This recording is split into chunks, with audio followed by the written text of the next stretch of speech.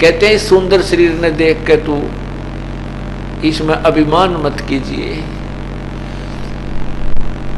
ये तो ऐसे आपसे छूट जाएगा जैसे सर्प से कांचली कैंचुली छूट जाती है।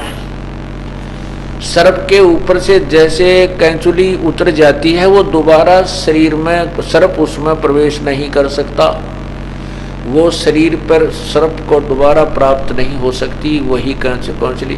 तो यह उदाहरण देती है, शरीर ऊपर जो आपका है कवर, ये एक कैंचुली जैसा है, जैसे सर्प की कैंचुली होती है, और अंदर जो प्राणी है, जीव है, और वो सूक्ष्म शरीर है, वो अलग है, वो इससे बहुत भिन्न है, और वो जीव के साथ रहता है। जैसे सर्प ने अपनी ऊपर की वह कवर त्याग दिया, इस प्रकार ये शरीर है। तो ऐसे ही कहते हैं, इस शरीर ने देखकर तू अभिमान मत कर, मत बोला भगवान, एक बार तेरे हाथ से छूट गया शरीर तो जैसे सर्प कांचली त्याग जाता है, इसे छोड़कर चला जाएगा, दोबारा इसमें प्रवेश तू नहीं हो पाएगा।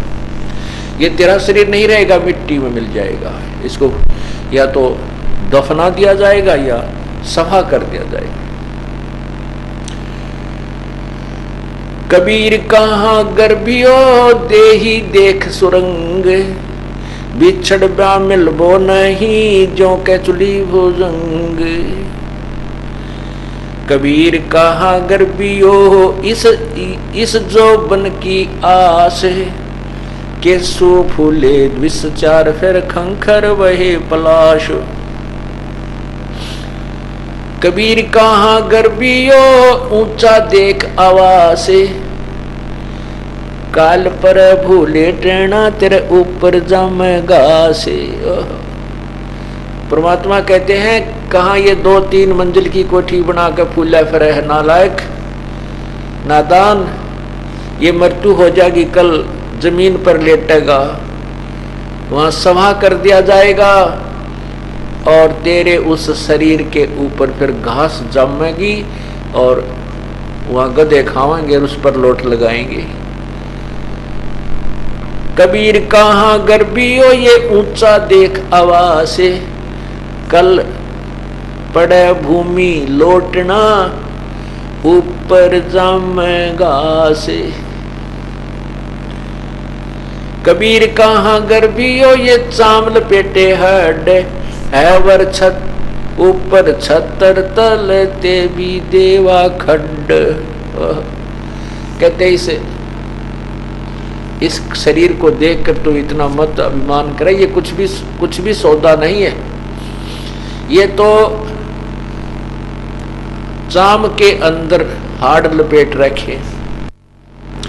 और जिन राजाओं के ऊपर छतर तना करते थे, छतर ऊपर ऐसे लेकर चले जाते थे, और नीचे हाथी पर या घोड़ों पर विराजमान होता था, कहते हैं वो भी या तो गड्ढे में दबा दिए गए हैं यानी कब्र में, या उनको सभा कर दिया गया है।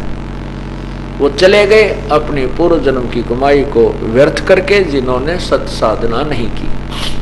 कबीर कहाँ गर्भियो ये चाम लपेटे हड, है वर ऊपर छत्र तले ते भी देवा खड। खड्डे में दबा दिए गए। कबीर कहाँ गर्भियो ये काल गह कर केश, ना जाने कित मार सी के घर के परदेश।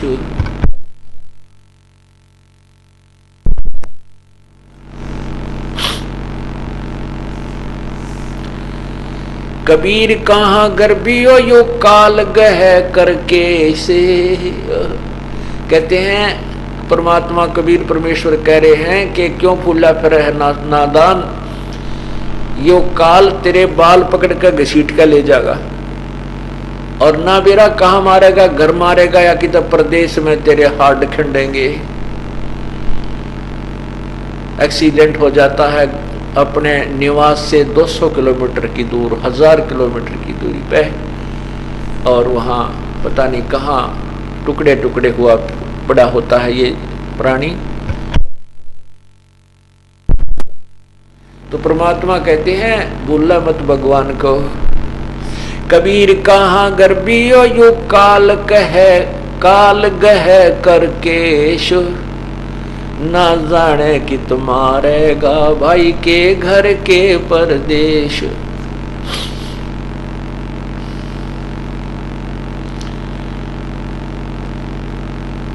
ये ऐसा संसार है जैसा संबल फूल, 10 दिन के व्यवहार में इस झूठे रंग ना भूले।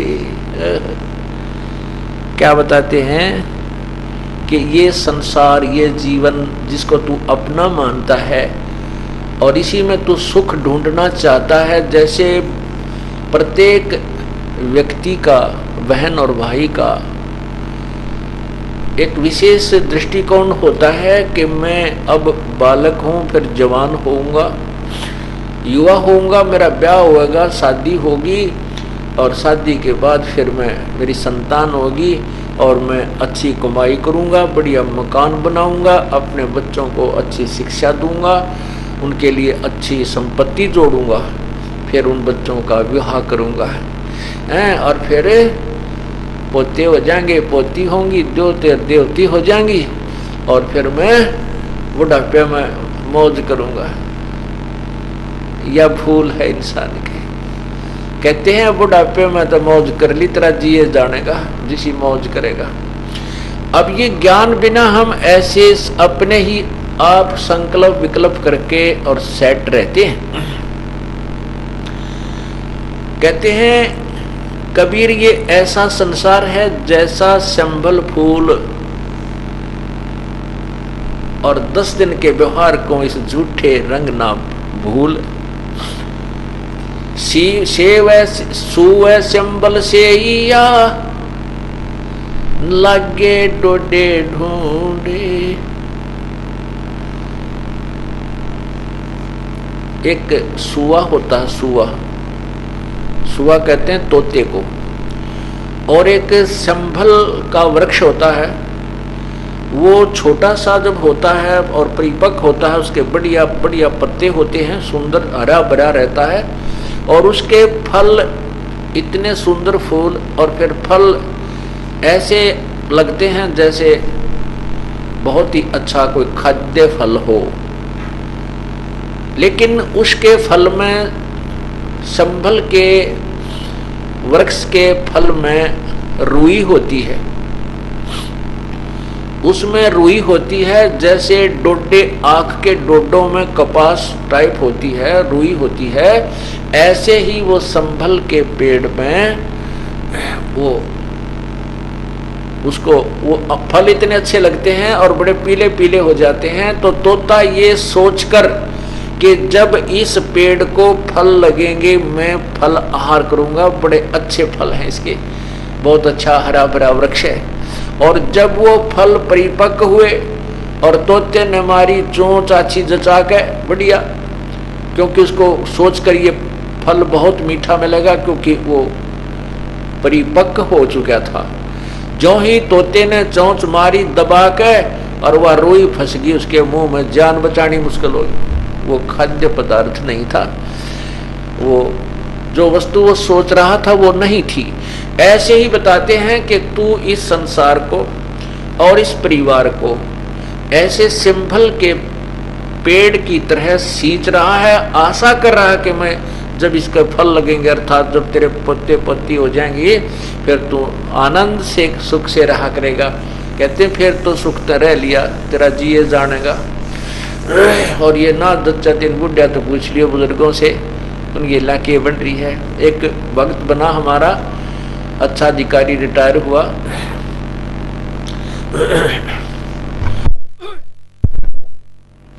तो उसने फिर ये सुना ज्ञान, तो वो कहने लगा जी कि जो आशा थी उसके विपरीत सारे काम हुए।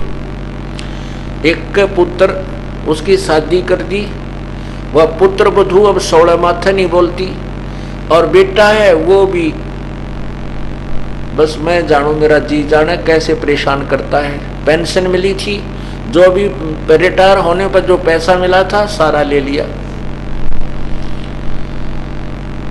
तो दूसरा कहता है कि पैसा भी ले लिया, ले लो, और पेंशन भी ले लो, नाले टॉर्चर भी कर दे।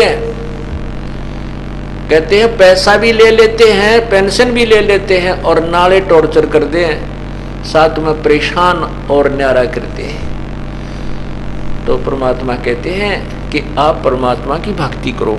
प्रभु आकर के स्वयं ही बताते हैं, और उन्हीं की जबान में वचन में शक्ति होती है, तभी प्राणी भजन कर सकता है, नहीं तो ये काल, ये मन भक्ति नहीं करने देता।